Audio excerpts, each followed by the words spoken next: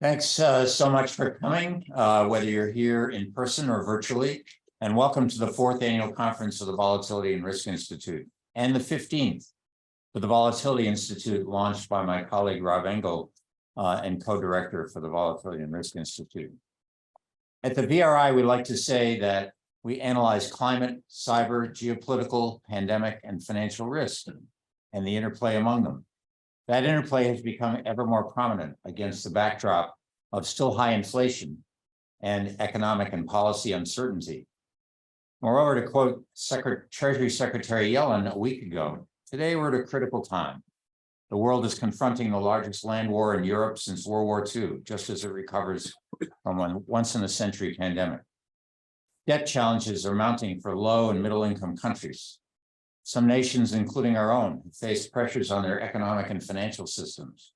And a UN report released last month indicates that the Earth is likely to cross a critical global warming threshold within the next decade if no drastic action is taken. That's why we organized this conference today on compound risks. Loosely, that's when risk managers have to deal with everything, everywhere, all at once.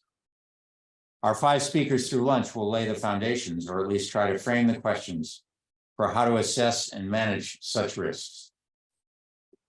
Tobias Adrian, our keynote speaker, will talk about financial stability amid high inflation and geopolitical risks. 3 of the 5, at our request, graciously agreed to write papers for this conference. Rob Engel will speak to assessing compound tail risks.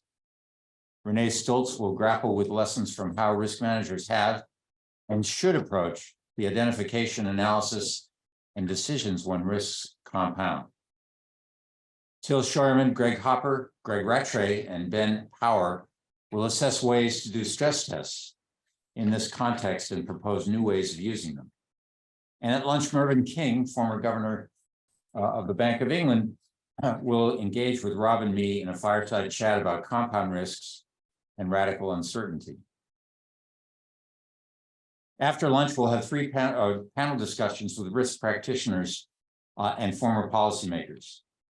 Before starting our discussions, we want to note that S-risk, a measure of a bank's and the banking system's capital shortfall in response to a major financial shock, has been in our VLab for years. It illuminates the recent turmoil in mid-sized banks, especially those between $100 and $250 billion in assets, or what the Fed calls Category 4. At Stern, we're writing a white paper on the implications of these developments, not unlike what we did in our volume Regulating Wall Street following the financial crisis. We'll assess the Fed's take on these circumstances, which will be released at 11 a.m. today. So without further ado, let's turn to our program.